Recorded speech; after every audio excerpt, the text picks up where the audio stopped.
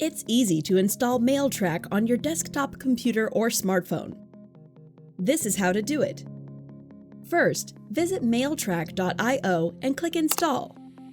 You will be guided through the simple installation process, which only takes 15 seconds. Now, connect Mailtrack to your Gmail account and give it all the necessary permissions. Mailtrack is safe and it is audited by Google's partners for an optimal security system. And that's it. Let's now give Mailtrack a try. Open your Gmail app and compose an email as you normally would. After you hit Send, go to your Sent folder. Hover your cursor over Mailtrack's check marks to see when and how many times your email has been opened.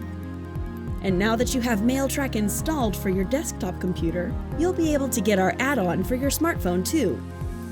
Just visit the Mailtrack for Mobile installation page, which is linked in the description of this video.